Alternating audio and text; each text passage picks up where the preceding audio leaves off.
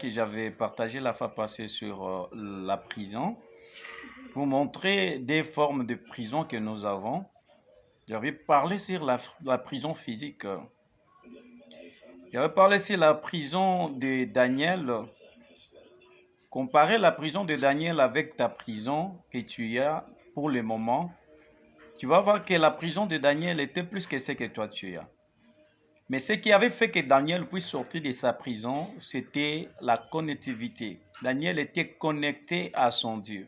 Daniel n'avait pas abandonné son Dieu malgré les moments difficiles qu'il traversait. On nous montre ici qu'on avait mis Daniel dans la fosse au lion. Là, on avait laissé le lion pendant 7 jours sans manger, sans boire. Et on avait jeté Daniel là-bas plutôt. Daniel était là avec des lions, mais connecté à son Dieu. Et la connexion qu'il avait avec son Dieu, c'est ce qu'il a fait sortir Daniel vainqueur dans la fosse au lion. J'avais parlé de la deuxième prison qui était la prison de Shadrach, Meshach et Abednego, les 3 compagnons de Daniel.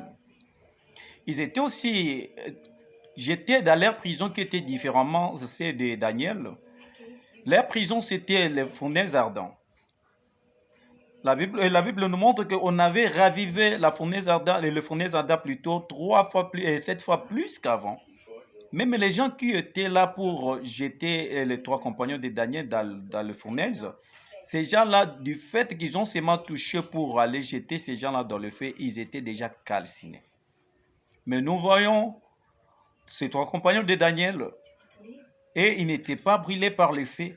Pourquoi? Parce qu'ils avaient leur connexion céleste. Ils étaient connectés vers le trône de Dieu, le Tout-Puissant, qui peut te faire libérer dans n'importe quel problème que tu traverses dans ta vie. Le Dieu que nous prions, ce n'est pas un Dieu imaginaire. Ce n'est pas un Dieu de l'histoire, mais c'est un Dieu réel, c'est un Dieu vivant. La Bible dit dans le livre de Jean 1, il dit qu'il était au commencement, lui, la parole. Et on nous montre que la parole a été faite chair et descendue sur la terre, mourir pour toi et moi. Ça veut dire que Dieu existe. J'aimerais te montrer encore 3e prison qui est la prison de Joseph. Joseph était jeté dans la prison à cause du mensonge qu'on avait mis sur lui, sur la femme de Potiphar. La femme de Potiphar cherchait à coucher avec Joseph. Joseph a fait ce que la Bible dit, fuyait l'impudicité.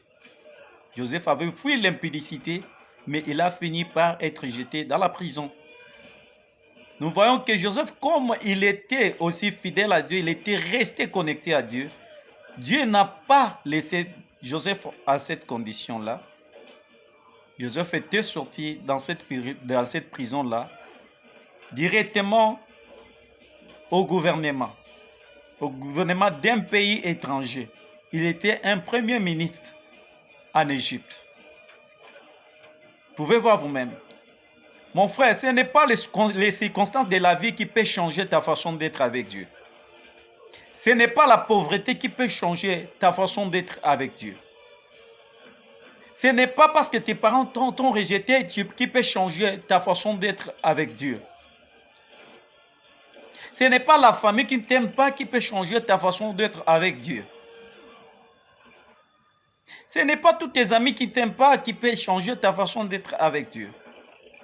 Une bonne chose que tu peux garder dans ta vie pour la vie, c'est ta connexion avec Dieu.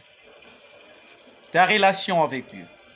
C'est la chose la plus importante que tu ne peux pas laisser dans ta vie. Voilà pourquoi je t'en supplie, mon frère, ma sœur. Tu peux traverser le haut et le bas,